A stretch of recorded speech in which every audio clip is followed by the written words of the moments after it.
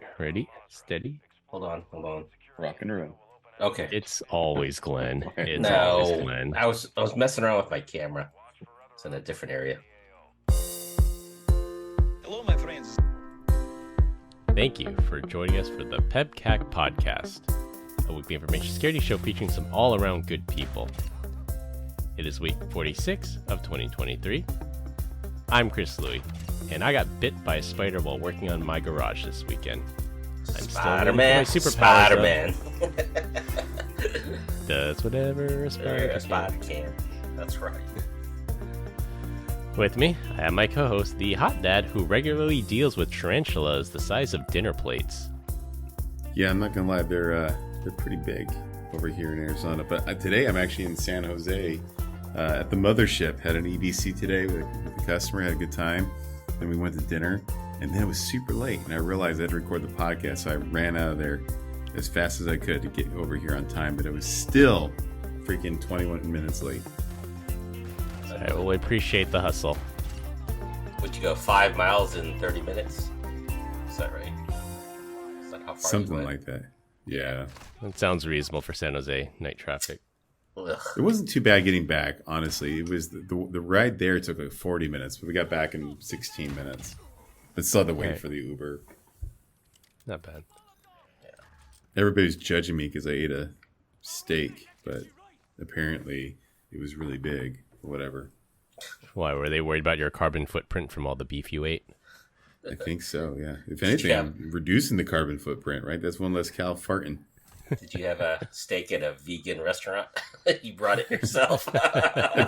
You know what's funny is, I think when I first became an architect, I think we went up to Seattle to go meet with some big company, and Jeff Ostemiller was there. And he was like all gung-ho and going out to dinner, and the customer wasn't feeling it.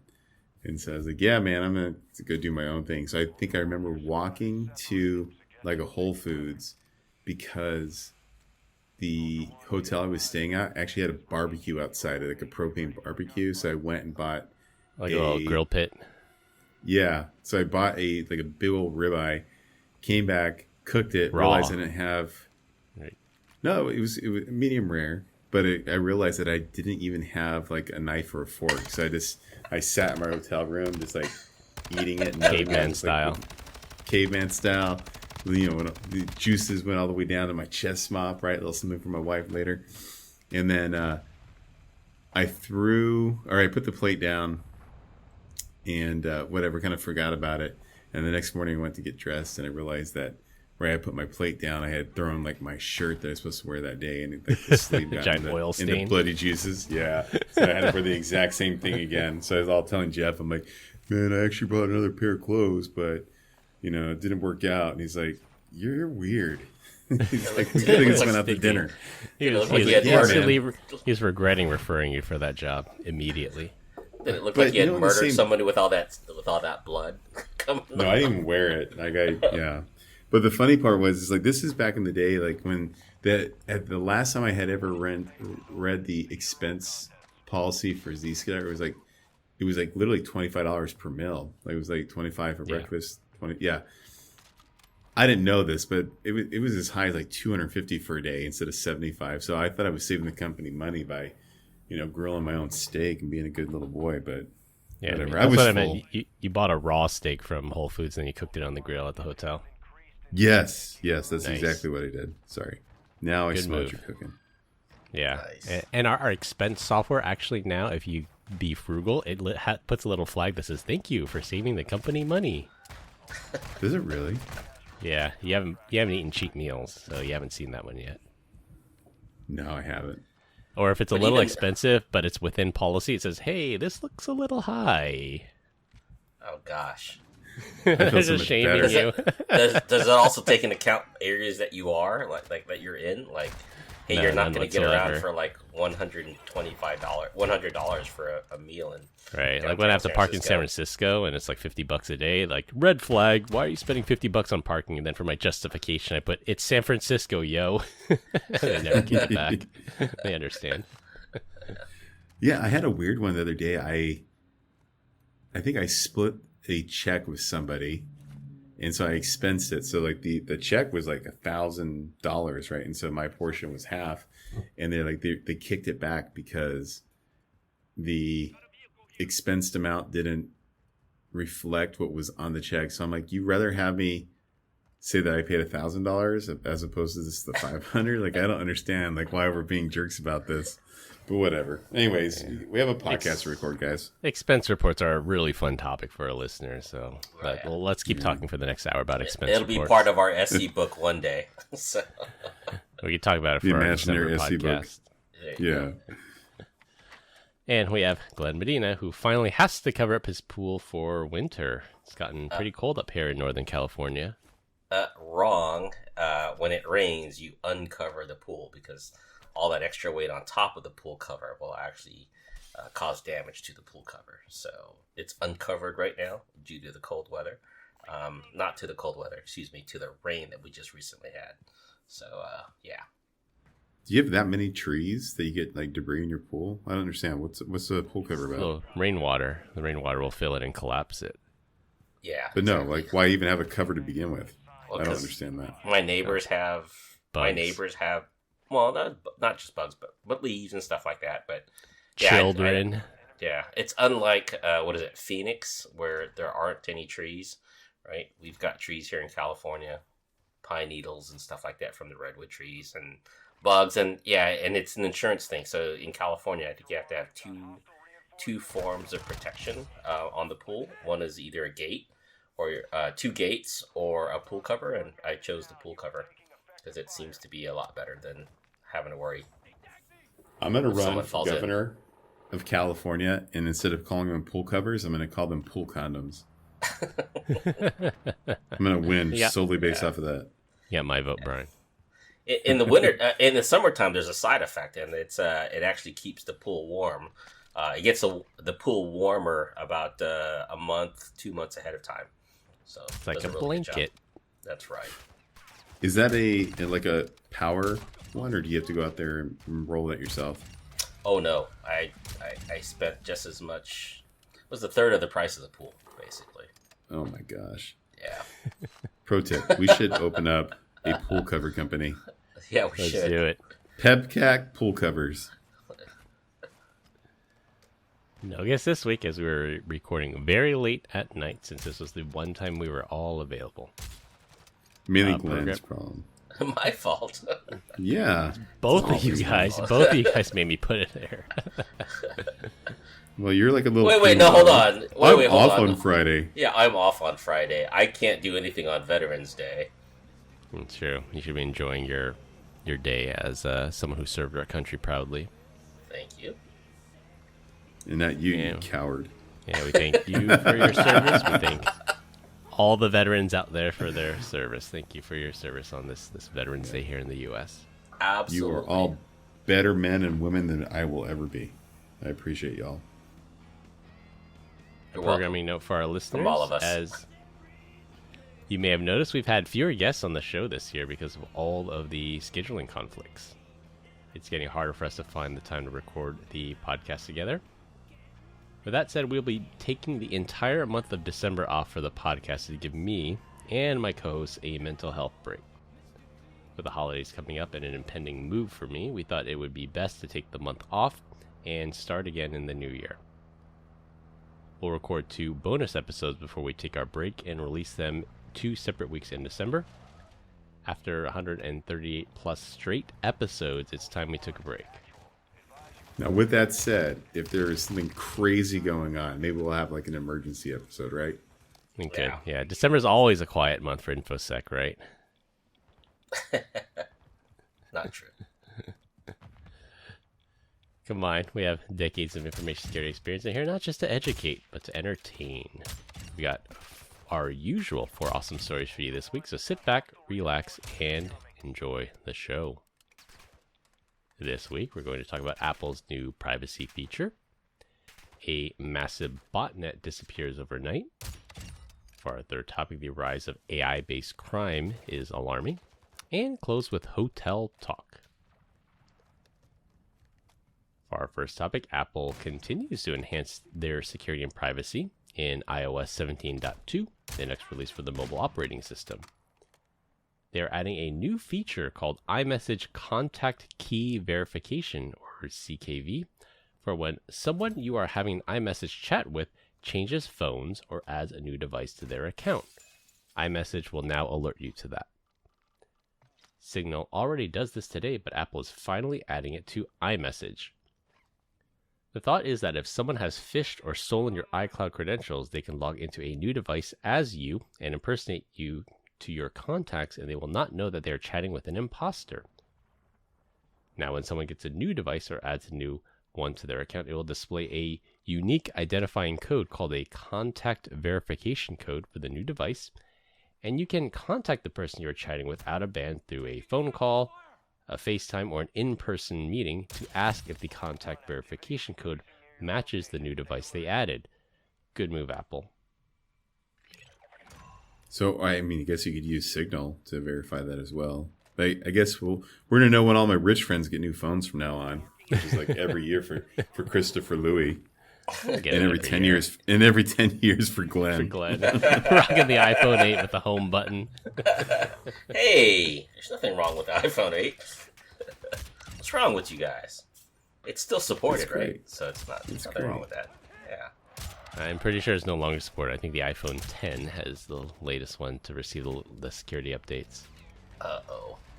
I still use Can you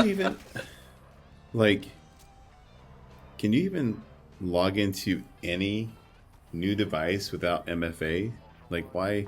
This is great. CKV is here, but I almost wonder if it's kind of a, hey, look, we're doing more security, guys. I but believe that's the whole purpose of MFA. Someone can fact check me, but I believe MFA is still optional for Apple devices. I don't think it's mandatory. I think we have to fact check because my wife has MFA turned on, and if there's a person in this world that hates that service, it would be my wife, and she would never in a million years turn that on by default. But she's part of your iCloud family, so you might have that at a family setting level. It's also one of those, like, if you play with and you turn it on, you can't go back either, if I'm not mistaken. Yeah, that's true. I mean, it was important enough that Apple built a complete feature around it, and the thought process could be either via social engineering or a phishing toolkit that you could phish that MFA code. LinkedIn has an MFA, which is like mind-blowing. I don't know why you'd have that. And you can even do Face ID for that. So every time you open it up, it prompts. You know who we should have on the show? Brett James. He works here. He had a crazy story about his phone getting stolen at a concert in Las Vegas he was at, and it showed all the usual signs, like his phone showed up in Vietnam on the Find My iPhone, and then he got all these phishing emails for his iCloud account because they couldn't deactivate the Find My on his iPhone without logging into his iCloud account. And that's exactly why. They want to phish you so they can see their credentials, log the device out so they could resell it, because if they don't turn off Find My, then it's only good for parts. Well, I think you just told the whole story, so great job. We don't need your breath. That's the Cliff Notes version, so that's the teaser. Like, you know how you go to the movie theater and there's a teaser trailer before the story, the movie? So we'll get him on one day. He'll be able to tell the story. It's interesting. He wrote 2 lengthy LinkedIn posts about it. It's a good story. Well, I think I read that one. It was a while back, if I remember. I love movie previews. Like if I'm going to go watch Spider-Man or something like that, and it's got like coming this summer, right? Those movie previews, love it. If I'm at home and we're trying to figure out what movie we're going to watch and they want to put on the preview, I feel like I don't even want to watch the movie if I watch the preview. 'Cause I feel like, oh, yeah, I'm just like, so anytime like we sit down to actually do that, I leave the room. I'm like, I don't care. Just find something. I just don't want to watch. Who got in trouble preview. for that was Disney. So when Disney first released Blu-rays, they had unskippable previews on their disc, and they got into a lot of trouble with that. I remember that. Well, who was the one that passed out the Reacher previews today? Was that me. you, Brian? Oh, was that you, Chris? No, that was me. So Brian told us the new season's coming. We should actually be sponsored by Amazon because this show is so awesome. I tell everybody about it. I want everybody to watch it. So Reacher, exclusively on Amazon Prime. Season 1 is out. Go watch it. It's amazing. Season 2 starts December 15th. Set your calendars. Also looks really amazing. The trailer for season 2 just dropped today. And Reacher, I don't even know her. Nothing against Tom Cruise. This Reacher is actually looks like the Reacher if you were to read the book. So, right, yeah, because in the book, so it's based on the book, and the book says that he's a huge friggin' guy, and then they chose Tom Cruise, the shortest action hero possible, to play him in 2 of the movies. They make him look tall. That's what it is. Yeah, but, this guy. What's the guy's name? He's like Alec. He's like a smaller version of me. Not Alec. What's the guy's name? Something. What's the guy's name? The main character, Alec Brixton. I don't care. I'm horrible. I'm not a fan. I'm not fangirling over this dude. He is a good Reacher. He is portraying himself as an amazing action hero star without ever starring in a movie. Although he's in the last Fast and Furious. Alan Richter. Just remembered it. Alan Richter. Yeah. He played. He played on Hunger Games too, didn't he? He was one of the kids. He got bigger. He got bigger from Hunger Games. Yeah, he got huge. He got huge to play Reacher. Yeah, I think he in the first season you can see his unit. That was whew. Is it hot in here? Brian replayed that scene about 100 times. Not gonna lie. So much girth. Jeez, Brian. The rewind. I'm messing with Chris because he's going to edit this out. I'm not. I'm leaving this in. We'll see if you do it. All right. Well, going back to Apple, there's some real world use cases for this feature, and that's exactly why Signal put it into their app from practically the beginning.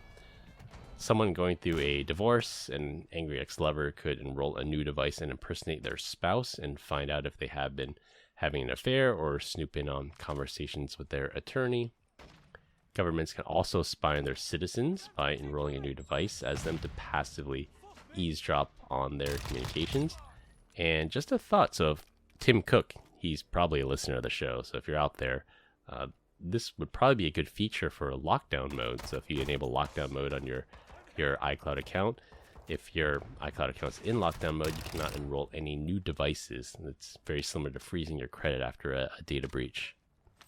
That would be cool. Just the ability to just go in lockdown mode is just awesome. Would be awesome, right?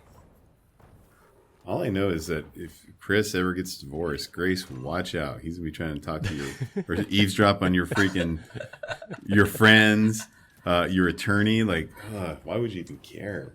Too late. He's already got everything of hers cloned. I respect the privacy of my spouse very much, so.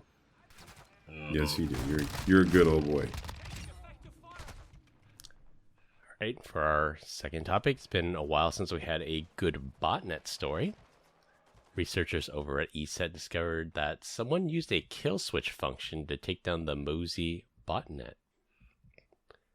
The Mozi Botnet comprised of hundreds of thousands of vulnerable IoT devices, and on August 8th and August 16th of this year, two kill switch commands were sent to the devices, and they were all cleansed, bringing an end to the botnet that's been around since 2019. The kill switch command was signed by the same private key used to sign the original binary, leading many to believe that Chinese law enforcement either got a hold of the private key and sent it themselves, or that they coerced the botnet's creators to shut it down, as they were arrested back in July 2021. Mozi was a peer-to-peer botnet that operated with the BitTorrent protocol. It was primarily used for DDoS attacks, data exfiltration, and command or payload execution, so good riddance. I heard that the switch was actually /Hitler. It was good old botnet cleansing. Oh my god. I was hoping to get that out of Glenn. I lose all the jokes. I lose it. Just unbelievable. Why do you think they programmed a kill switch in there? Do you think there's like best practice when we're writing botnets and malwares is have a little kill switch? Just in case probably a good idea. The robots. Is there a ChatGPT kill switch? There was that job posting a while ago that said ChatGPT kill switch engineer, $300K a year, and all your one job is if ChatGPT ever becomes self-aware, you just throw the switch and turn it off. But was that real? Probably not. That's a joke.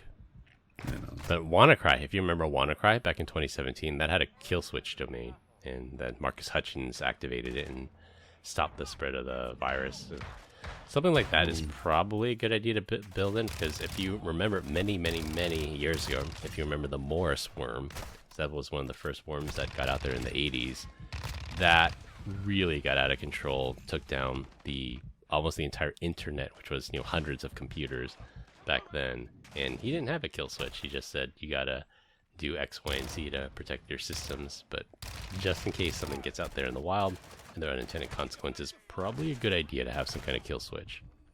You mean like attack yourself, or ends up attacking everybody, even your own systems and whatnot?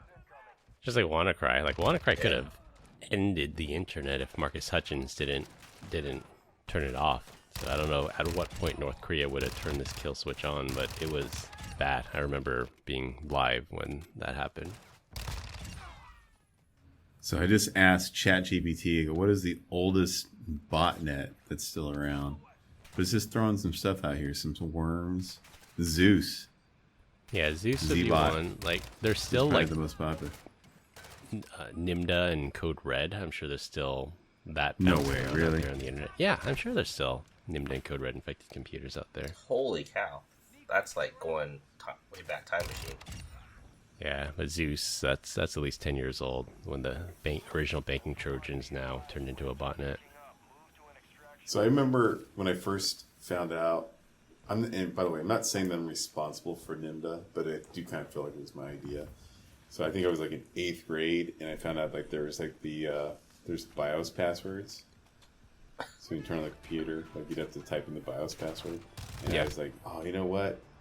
I'm doing some system level CNET craziness. And I was about to cuss right now, but I decided not to do it. So anyways, I made the password METSYS. It was system backwards. And I thought I was so clever. And then I was like helping out the teacher. She's like, yeah, we can't get the computers on. I was like, oh, you don't know about the secret command? And then I typed in METSYS. I thought I was so cool. I wasn't, though. Zero cool. You were zero cool. Zero cool. Gosh. Slightly above average. Now we're going Hack hackers. the planet. Hack the planet. Yeah. Don't you know there's I need a to go pool back to at the roof? The roof. Yeah, the roof of the school. There's a pool. Oceanfront property in Arizona. It's a great country song. I have a feeling Brian hasn't watched this. He's not getting any of our references. No, he's not at all. Yeah, what are you guys talking about? I don't even know. The movie Hackers in the 90s. Hack the planet. Hack the planet. No? Still? No, I never saw it. Oh, All right. This is a mandatory watch on our guys trip then. Is it going to be real though? It's got Angelina Jolie. legit? It's got Angelina Jolie in it. Yeah, and a very, very young Johnny Lee Miller. Who the heck is Johnny Lee Miller?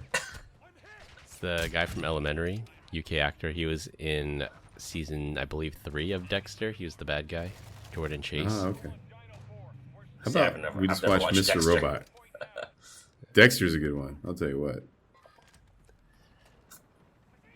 That and Boiler Room. That's going to be on the list. Yeah, Coffees for closers. That's right. we don't That did pitch not come the. from there. No, that's a different movie. Coffee for Closers. Yeah, that's Glengarry Glen Ross. Yeah. That's Which is actually a boring referenced movie. in the movie. Yeah, actually That's the one good scene. Yeah. All right, Look at way the off smile. topic yet. Ear again. to ear. For our third topic, this was the topic for last month's Darknet Diaries episode about voice impersonation and the various ways people are extorting victims using AI. Called it. For the Darknet Diaries episode, it focused on India and the new kinds of scams over there. A victim gets a call pretending to be a relative and they say they're in big trouble. One example was a man that went to a nightclub and someone he was with almost killed a bartender there, but now he's being charged with the assault. The call sounds very convincing, and when the victim's relatives hands the call over to someone who claims to be a lawyer, they ask for a few $1,000s to start the defense, but they need it right away, and they need it by Western Union, or else the relative is going to jail for at least 20 years. Western Union. Oh my gosh. Bye-bye, Grandma. Yeah. I think anytime anything begins with Western Union, you just got to know it's not going to end well. That and Target cards, right?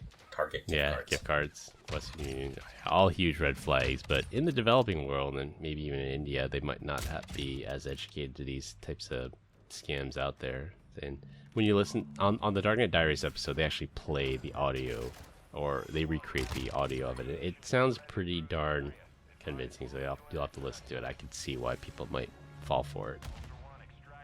So no accent, pure English. No, it's an accent because they're trying to mimic the sound of their relative, but it's sort of it's like bad connections, garbled a little bit. So if you have like a cousin or something you haven't talked to in a while, you might not know, this is their exact voice, and they know enough details to make it convincing that says, oh yeah, my dad had a heart attack last month, and I can't tell my dad because he had a heart attack, and if I tell him again, he might have another heart attack, it might kill him. So they know details, like very specific details of the people that they're attacking, and to could you imagine Brian would be like, I hate that uncle. Well, that's the uncle that used to touch me. A good Reddit. Right, it's like, yeah, let him rot in jail. I feel like I actually heard this story, maybe not in Darknet Diaries, but I remember hearing the audio, or maybe I just saw like some video. But yeah, it was like someone's daughter's crying, and it sounds just like her. Yeah, it's pretty wild.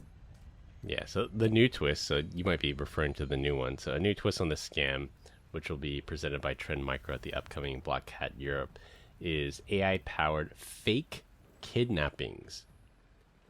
One story they detail is of a mother who got a convincing call from someone claiming to be her daughter, and then the kidnappers demand a ransom payment. The scam was well researched, as the daughter was halfway around the world attending a ski academy. The scammers also called the real daughter, pretending to be a wrong number, to get a voice sample from her to synthesize using an AI voice generator. Luckily, the mother was able to get a hold of her real daughter and determined that it was actually a scam. Had the hackers did something like a SIM swap attack against the daughter's phone, that could have made the story even more convincing, because the mother would have no way of contacting her daughter. How wild would it be if like the mom's like, ugh, really? Susie's gone? You got her? Just keep her, right? And just hangs up the phone. And 6 months later, it's like, it's Thanksgiving, and Susie shows up. Like, what the hell are you doing here? You're supposed to be dead. We thought we were rid of you. That'd be terrible. But yes, this is the one I had actually heard. This is terrible. Could you imagine having to deal with something like that, and then it's like, oh gosh, I've told realizing it was a scam. Yeah. The scams are getting more inventive, right? So, just like the ones where you get a text saying, "This is your CEO. Please give me. I'm in a meeting, but please give me a call later on, or text me when you're available." And it's like, oh god. And one of the things that Jack, or Reciter, talked about on the Darknet Diaries is that he has relatives, and he's gotten into fights with some of his relatives that they're estranged, so that somebody could turn him in and try to do the scam on him. So Jack said that he tells people he cares about, this is a code word, and if you're ever kidnapped, give the kidnappers this code word, because if they don't give me the code word, I'm not going to believe that they actually have you. So that's one of the steps you can take. That it's not kind of an awkward conversation to have, but it's a good security measure that if anyone's ever kidnapped, you have to say this code word. Otherwise, I know this is a scam, and I'm going to hang up. What's the code word? Give me the word. What's the code word? Big Mac. Big Mac. Is that yours? I love the McRib. McRib. That's the code word. Oh my gosh. Or McRib backwards. What is that? A Burkum? A Burkum. I'm sorry. Did you say code word or safe word? Because I'm confused. Two wildly different things. So make sure that we're on the same page here. Hey, speaking about AI, have you guys heard any of the new ones where the AI powered, like, find out if your spouse is cheating on you type stuff? Have you seen that? No. What's that about? I have not. What kind of AI would do that? Well, I guess what they do is they set up the AI sets up these Tinder accounts or these social networking accounts and tries to search for your wife, and then it tries to get a match and see if they'll go on a date with your fake AI setup. So there was a radio show. So this is it's probably 15 years ago, maybe more. There's a radio show. They used to do a segment called The Love Trap, and they would do exactly that. They still do that. With Balthazar and Maria. I vividly remember that. And there'd be segments that they would, a spouse would call in the radio station and says, I think my husband or I think my wife is cheating on me. So let's say it's a wife calling the radio station and they says, my husband's cheating on me. I'm pretty sure. So the radio station would call the husband and say, hey, did you buy a car at this dealership? You're like, yeah, I did buy the car at this dealership. Well, you won a prize. So you have, 2 concert tickets to this Beyonce concert. I just need to know the name of the person you want to bring. So we have a ticket for your name. Who do you want to bring? And then they would give the name of the mistress, and then the wife would jump on. I was like, who is this? Who is this? Why are you not taking me? The good ones are the ones that it's like, yeah, I want to take my wife, right? And then and they'd say, and then they're like, oh, okay, hey, just want to let you know that you're very loyal to your wife. She's on the line, and the guy goes, oh my God, Maria, are you seriously doing this again? Now of all things, don't you? What do I have to do to show you my trust? Oh my God, you're just bat crazy. So, what's funny about that is I was in Seattle, and I don't know if it was Uber back in the day, but I was talking to this guy. He's like, oh, where are you from? I'm from Arizona. He's like, do you ever listen to John, Jay, and Rich? I'm like, yeah. They're like a local celebrity, I don't know, morning show.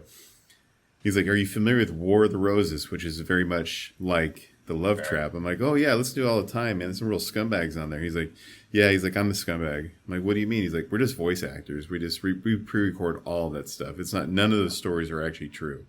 I'm like, shut up. Are you serious? He's like, every single time. He's like, you have no idea. Like, who's gonna pick up the phone at 6:30 in the morning and have this conversation? Yeah. I was like, oh yeah, you're kind of right. Now it's starting to make sense. But yeah, it was like I was like so let down. I was like, they've been messing with me this whole time, and I stopped listening to him altogether. You know what I say with the War of the Roses? It's like, oh yeah, I'd like to send it to my mom. Yeah, because I love my mom. Yeah, that's the same. I'm gonna send it myself. Right? Yeah. To Brian, love Brian. That's right. Yeah. Yeah, well, that's interesting though, because AI is the new area people are going into, and that's just going to be one of the side effects that people choose to use the technology this way. So, by the way, going back to your original thing here, you don't need AI to tell you that your spouse is cheating on you if they have a Tinder account. Like, let's think about that real quick. Or an Ashley Madison account. Yeah. Like, there's the urban legend. There's an SE at an unnamed security vendor that put a security device at the edge of their network, and just for either testing purposes or like, yeah, I'm going to send all my home traffic through this security device, and then found out his wife was having an affair because he saw all this traffic going to ashleymadison.com. He's like, well, I'm not going there, so who else in the house is going there then? His kid. Grandma. Yeah. Hey, so these guys, I guess these companies or these attackers, they're creating their own LLM engine. I mean, what are they doing here? They're not taking ChatGPT and creating something like this, right? They're basically creating their own AI from this. Yeah, there's some services out there that use AI to impersonate voices. So there was actually a story in our local news, NBC News, that our CEO, Jay Chaudhary, somebody impersonated his voice and basically did the gift card scam that said, hey, I'm in a meeting right now. The connection's bad. I'm going to text you, but I need you to do something for me. And that was a completely synthesized AI voice. And then, of course, the text message comes through and says, I need these gift cards. Send them to me. So they're probably just buying the audio. They're typing it in, buying the audio that comes out of that, and then sending that. Is that what I'm hearing? Yeah, there's some services out there So if you remember, was it Don Ruckles? So he passed away before Toy Story 4 was completed. And he was one of the voices. I think he's the voice of Ham, maybe? He was one of the voices. But essentially they said they used all his past recordings to synthesize his voice so that he could be in Toy Story 4 and live on as the character. So this is something very similar with the power of AI nowadays. Toy Story 4 was 4 years ago. So think of the advancements now that you can make really convincing voice audios of people that sound like him. Well, they can do video too, right? Because Princess Leia had passed away before they filmed the last movie for Star Wars. That or Elon Musk. Yeah. All those crypto scams with Elon Musk. Or Paul Walker, the Fast and Furious 8, I think it was. Mm-hmm. He died halfway through the filming of that. So they had his brother stand in and they used all the past images of him to make it look like he finished the movie. Yeah. Didn't make me cry, guys. Just kidding. Don Rickles played, I don't know if it was Ham, but he played Mr. Potato Head. Oh, that was it. That was it. Yeah, not Ham. Yeah, you're right. It was Mr. Potato Head. It was Wrinkles, not Runkles. Right? It's not Runkle. Whatever, Glenn. What I do remember is back in the day when on Howard Stern. Do you guys remember Artie Lang at all? Yeah. Artie Lang. Yeah. Artie Lang. The comedian? Yeah, the comedian. Like when he was he had the best gig, but freaking heroin is a terrible drug. I'll tell you what. Was he the one that had the worst first pitch of the Mets game ever? And Howard? No, that was Gary. That was Baba Booey. Yeah, but no, Artie was just he just had some of the funniest stories. But he had a story about the first time he met Don Rickles, and the guy came up to him. He's like, "Look at you, you little baby gorilla." He was just so mean. But it was every time he would tell a story, he'd be dying laughing, but nobody else was laughing. But he just thought it was the funniest damn thing ever. Gosh. I was a big Stern fan back in the day. Not so much anymore, though. Yeah, I've heard his show changed a lot as of recently. But even when he moved to Sirius XM exclusive, I think he was okay for a bit, and then I think was it COVID? After COVID, he took a huge turn for the worse. Even before COVID, so I would say the first 5 years on Sirius, he was pretty good. But then I don't know if it was just having daughters. I wonder if daughters changed him, his perspective on life. And I know he was in therapy for a long time as well. Not saying that there's anything wrong with him and nothing wrong with me, but it's kind of an interesting perspective. He's definitely, if you were to listen to it now, and I haven't listened to it in a while, it's still over the top wildness of how would you say it? He's not picking, or he's not doing anything against women anymore, but when it comes to homosexual stuff, it is all over the board. It's just wild. But there's more of a respect, I guess you can say, for women, and that's the only thing I can think is I think you don't think that has anything to do with just maturity in general. I think he's 60 now. If he hasn't matured by then, that's his brand. Well, there's inner voice and outside voice, right? Maybe his conscience is starting to get the better of him. I don't know. I think daughters change me a lot. So that's true, especially as they get older. I think that's my thing, but I could be wrong. That's the only thing I can think of. I still like a good fart joke though, which still kind of aligns with his mantra today. From a comedian side, but yeah, from a very, what would you say? He's not base. What's the opposite of base? I guess woke. Is that what it is? Yeah. Woke. Definitely more of a woke person. For our last topic, and it'll be a rotating topic every week. This week, we're going to talk about what is the first thing you do when you enter a hotel room. We all travel quite a bit. I know Brian is actually in one right now. What is your routine? Outside of turn the lights on? What are you talking about? Yes, outside of turning the lights on. I mean, obviously, the first thing I do is shit. You have to edit that out. Oh, for whatever reason. Yeah, it's that you hold it in for the plane ride and the airport, and once you get into your hotel room, that's so. Let's reframe this. Brian was actually early to the call, but he was just taking a 20-minute. Yeah. So you can use this audio. The first thing I do when I arrive in a hotel room is use the restroom, because let's be honest with you, like you go to if you get to the airport early, it's still disgusting. It's an airport, right? And you don't want to dump on the plane. That's not respectful to anybody. And the same thing when you get off the plane, you don't want to do it. Man, I just make a beeline right for that, and then I unpack. So Pants to speak, around yes. the ankles. Just kidding. Oh, What about you guys? I go straight to the window and I open it and see what my view is going to be like. Oh, there's no views where we're at. No, definitely not. We have a whole Slack channel for that. Oh, poor guys. I see a Air conditioner. Air conditioner. Air conditioning I'm on the unit. first floor too. That's terrible. Yeah. Yeah, what I do is I go in, and if I haven't already assessed, like if it's a big hotel, like when we were at the Caesars or the Harrah's, and I just go to the elevator, go to my room. So the first thing I do is I close the door, I look at the map that's posted of the floor plan. You fucking nerd. Behind the door. Where's my I escape find route? all the exits. I do a search my and gosh. assess for the room. I go to the window. I make sure it's closed. Make sure it can't be open. If I'm on a high floor, I just check all the possible entry points for somebody. And oh, by the way, I always travel with a Surefire flashlight too, because you always need a flashlight by your bed in case the power goes out or there's smoke. Then you have that flashlight to be able to see where you're gonna go. Do you check the closet to see if someone's hiding inside there? No, You look under the bed for a monster. or are you like my wife that you wipe everything down with some antibacterial wipes no, just to make sure not, that I'm there's not not that COVID bad. anywhere?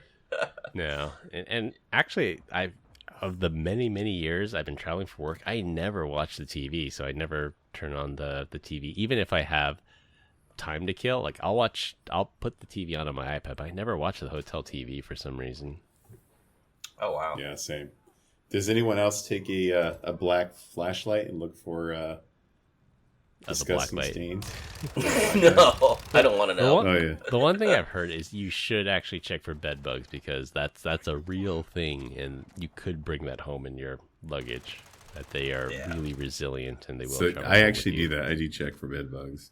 Yeah, They said there's things like you could pull the mattress away from the headboard, because they'll always change the sheets, so you can't tell that. But if you pull the mattress away from the headboards, if you see signs of bed bugs, that's the place to look.